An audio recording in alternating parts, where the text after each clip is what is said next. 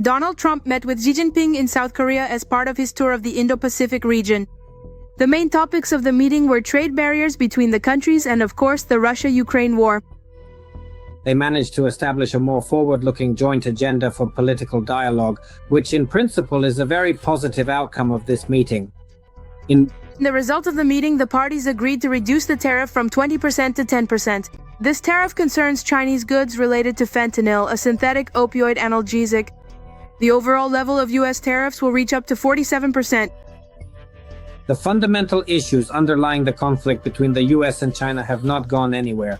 And these are very important questions, such as the fate of the island of Taiwan and the possibility of imposing tariffs on Chinese goods. Specifically because of the purchase of Russian oil, Trump diplomatically stated that these issues were not raised. But in such cases, as a rule, when you don't reach an agreement, you say that you didn't talk about it.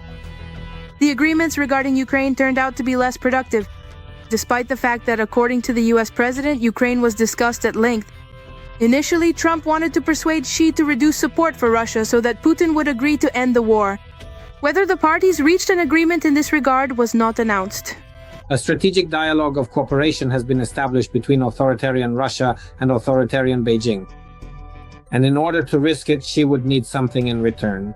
For that, he would have to receive something more substantial and significant, something that would match the high level of relations between America and Beijing. Given that for now relations are much more reminiscent of a logic of gradual, step-by-step de-escalatory actions, specifically within the trade and economic sphere. However, I would not say that a true, comprehensive, or fully developed strategic alliance or an in-depth ongoing dialogue has actually been established or formalized between Washington and Beijing at this point in time. Donald Trump rated the meeting a 12 out of 10. By the way, this was the first meeting between the leaders of the US and China in the past 6 years. Based on the statement, we see that there won't be any tariffs on Chinese goods and there will be access for American agricultural products. On the surface, this statement seems positive. But how true that really is? Again, considering President Trump's track record, we can at least recall Trump's statement that peace had been achieved in the Middle East after 3,000 years. I'm someone who reads news from the Middle East, and what's happening there doesn't even come close to resembling peace in that region. So Trump's statement that everything has been agreed with China and everything is wonderful, but let's at least wait 48 hours and then see what happens. Trump said that he had agreed with Xi Jinping on a visit to China in the spring of next year. After that, there will be a return visit by the Chinese leader to the United States. Russia is losing the Far East. Not officially, but in reality. Without any exaggeration, the Far East has become the most important factor in strengthening Russia's position in the world, our flagship in the new global economic reality. While the Kremlin is preoccupied with the war, the region is quietly being divided up with neighboring China and North Korea. I would call it a subtle and gradual creeping takeover, a creeping migration. For now, control over the Far East remains in Moscow's hands, but there are more and more Chinese people there, and they are playing an increasingly significant and important role in the economy. But today they play a major role in the economy, and tomorrow they will play a major role in politics. Over 1 trillion rubles in investments from China. It sounds like aid, but it's all centered around trade, not the development of the region. In China, it's necessary to take advantage of Russian resources for cheap, and accordingly, they will have that opportunity. And that's why I think this economic dependence of these regions on China will only continue to grow. Also, the Chinese have long ceased to be guests in Russia. The Far East simply isn't needed, so it should just be given to the Chinese. After all, that's what they want, to do the same thing.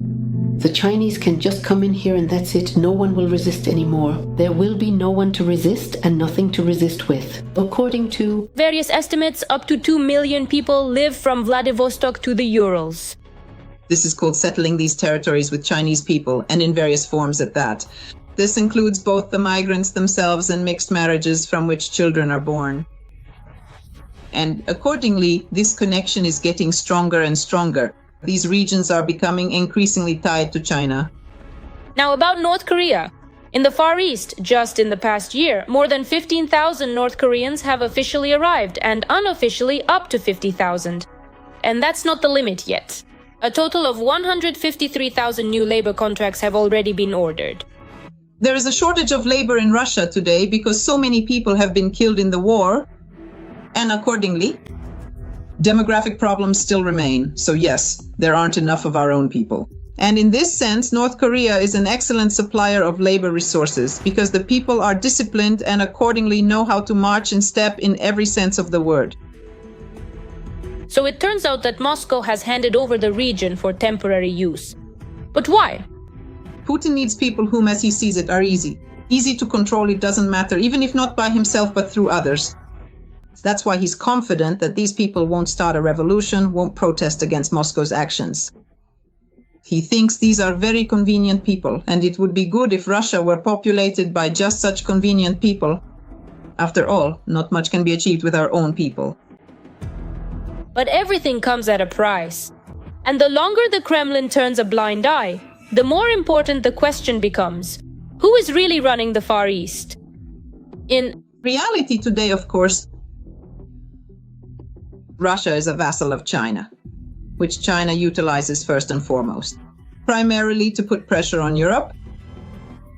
And we fully understand and recognize that the ongoing global confrontation is, of course, not simply or solely between Russia and NATO, but rather it is fundamentally a much broader and more complex struggle between China and the United States, as well as between China and Europe. And in this particular case, in the context of these global dynamics, today's Russia is like a guard dog that obeys all the commands of its master.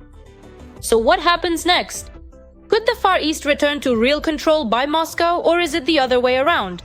The influence of China and North Korea will only continue to grow. The influence of China and North Korea will only increase. And accordingly, China itself will decide whether it needs to formally take all this under its own control. Or if it's enough to have, well, let's say, complete economic control today, and tomorrow that will become full political control. It seems that while Putin is focused on seizing other people's territories, he is gradually losing his own.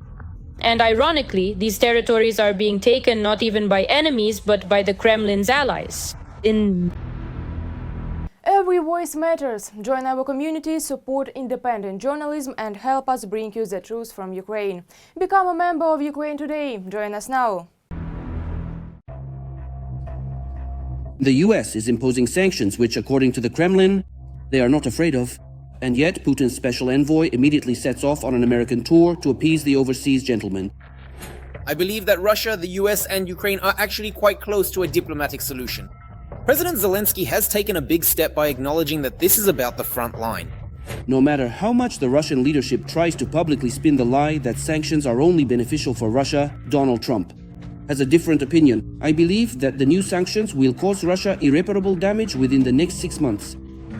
Today, Putin stated that Russia is invulnerable to U.S. sanctions, that they will not affect the Russian Federation's economy. I'm glad he thinks so. That's good. Let's see what happens in 6 months. Moreover, according to Donald Trump, because of the sanctions, China is already reducing its purchases of Russian black gold, and India is completely refusing to buy it. Because of this clause regarding secondary sanctions, and without a clear list of legal entities, but there was an immediate reaction, for example, in China, where they temporarily suspended purchases of Russian energy resources. Well, of course, most likely they will resume, but one way or another, safe ways to do this will be found. But right now, many are wary of taking such a decisive stance. Trump, who really set out, if not to end the Russian-Ukrainian war, then at least to bring to a halt active hostilities. The American sanctions against Russian oil giants Lukoil and Rosneft have stirred things up. The Kremlin's nest of vipers. The sanctions blow to the Russian Federation is very tangible. The potential is very significant. The Kremlin understands this perfectly well, and so does Putin himself. This was evident from his nervous reaction related to the toilets.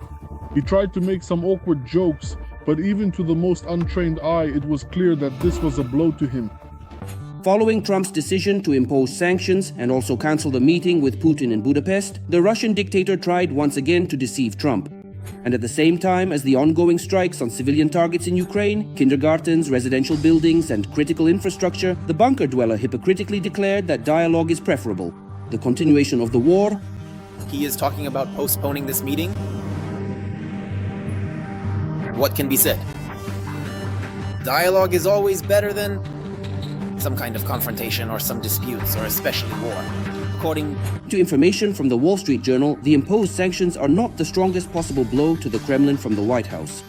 The US president chose a medium level of severity for the sanctions against Russia. Why did Trump reach the boiling point in his relations with Putin?